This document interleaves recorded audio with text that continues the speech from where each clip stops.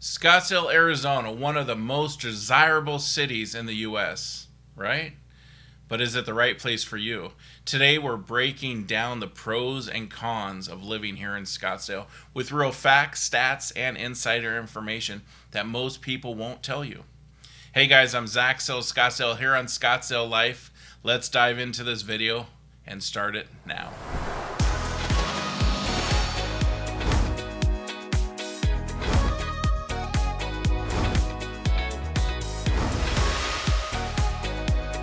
Scottsdale gets over 330 days of sunshine a year. That's more than Miami, San Diego, or even Los Angeles. If you love outdoor activities, this is paradise. You can golf in December, hike Camelback Mountain in January, and enjoy rooftop dining year-round. Plus, with an average humidity of just 14%, that dry heat people talk about, it's actually way more comfortable than humid climates, argumentatively. I've been in Texas and Florida, other places, and I gotta say it feels cooler here, even when it's 115 out.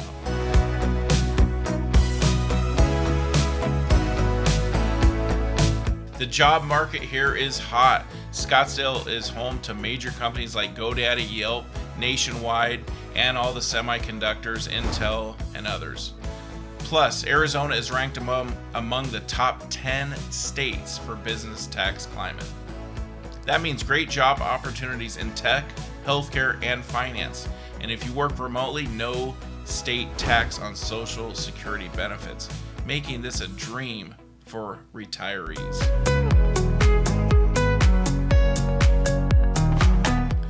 Now, Scottsdale is often called the Beverly Hills of the desert, and for good reason.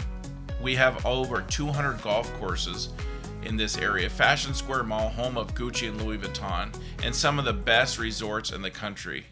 If you love nightlife, Old Town has over 100 bars, restaurants, clubs, from speakeasy to rooftop lounges. This city knows how to have fun. And you can see, just go check it out on the weekends. There's tons of bachelor and bachelorette parties. Always making noise out there in Old Town, but they're having fun.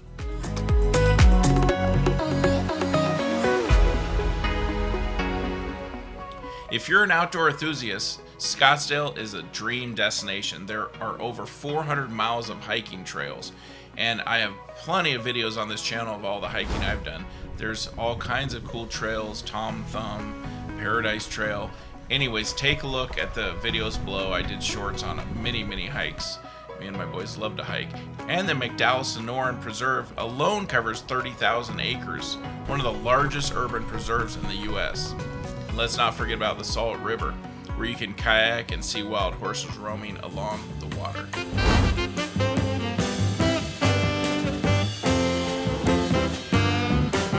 Okay, let's be real. The summer here is no joke. From June to September, temperatures can hit 110 to 118 degrees. The highest temperature ever recorded in Scottsdale was 119 degrees. I felt 118, so I'm pretty close. If you're not a fan of extreme heat, you'll be spending a lot of time indoors or at the pool. The upside, almost every home has AC and a pool. It's basically a necessity here.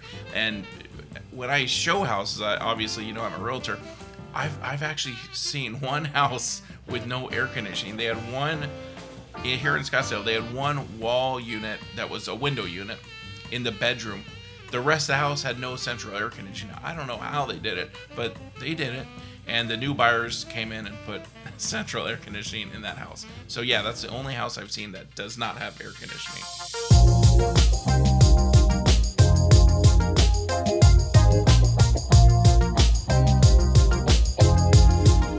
Now, Scottsdale isn't cheap. The median home price is around $850,000. That's nearly double the national average. Renting, expect to pay $2,500 per month for a decent size apartment and up. Even groceries and dining out can be pricey, especially in high-end areas like Kierland, Old Town, North Scottsdale. That being said, you could find more affordable areas in South Scottsdale and surrounding areas. And also, there are some really great restaurants in South Scottsdale. Just a little fun fact.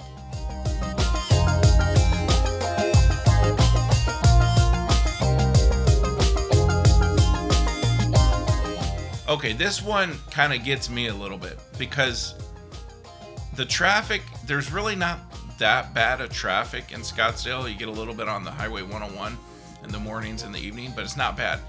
But it's the way people drive. And my theory is it's such a melting pot from New Yorkers, Californians, Chicagoans, or people from Chicago, and they drive all their own style. New York drives completely different than California.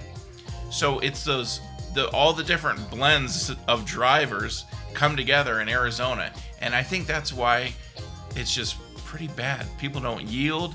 They turn. They don't know how to merge. And I'm one of them. I'm from California originally, so I'm adding to this problem. When they exit, they'll go from like 4 lanes over all the way to the exit on the freeway. So they'll go from 4 lanes, vroom, and I'm always thinking, man, if there's a motorcycle they wouldn't see, that'd be bad. But anyways, that's my big thing, is the way people drive. And this is con number 3, but it's annoying to me, but I guess some people don't like it. But Scottsdale is very car dependent. There's no major metro system, and public transportation is very limited. Traffic, like I said, on 101 freeway and Scottsdale Road can get crazy, especially during the peak seasons, the baseball seasons and the Barrett-Jacksons here, the golf when the PGA Tour is here. So pretty much expect that. And another thing, wintertime, which is the nice season, there's a lot going on here in Scottsdale.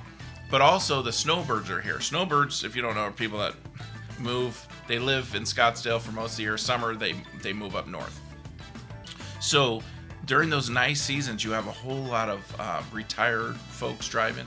So when you get on the freeway, sometimes you get behind someone going like 25 miles an hour. Sorry. Anyways, so that's the other challenge with Scottsdale is the driving. But again, that's during the nice season. Summer, when it's like 1,000,000 degrees here, all the snowbirds are gone, and a lot of tourists aren't here. Some are here, but it's not super crowded. It's just too hot to come here. So it's a lot easier. The driving is a lot easier. So sometimes it's like, oh, it's gonna be hot, but that means it's nice. The streets will be a lot less crowded, and driving will be smoother.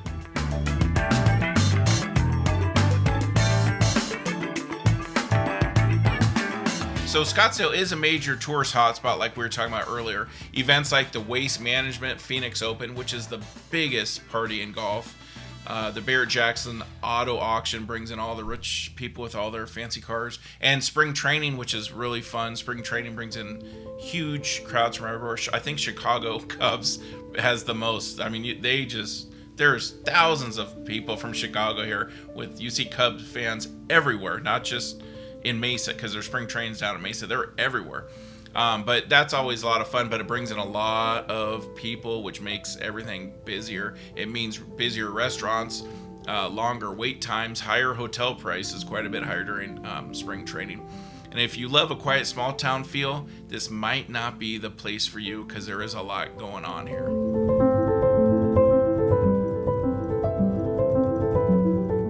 So is Scottsdale the right place for you? If you love sunshine, luxury lifestyle, and outdoor adventures, this could be your dream home. But if you can't handle the heat, high prices, and seasonal crowds, you might want to reconsider. Best advice is spend a little time here, see what you think if you're considered moving. What do you think? Could you see yourself living in Scottsdale? Drop me a comment below. Let me know what you think about it, or maybe when you came here and visited, what you think about it. There's a lot of opinion on both sides, but it is a nice place to live, and it's an easy place to live. And if you find this video helpful, please hit the like and subscribe button for more Scottsdale real estate content, lifestyle, food. I do it all. It's all things Scottsdale. If you're thinking about moving, reach out. I'd love to help you find a perfect home here in Scottsdale. Thanks for watching again, and if you have any more questions about Scottsdale or real estate here, please connect with me or leave a comment below. And always make it a great Scottsdale buying and selling day. Thanks.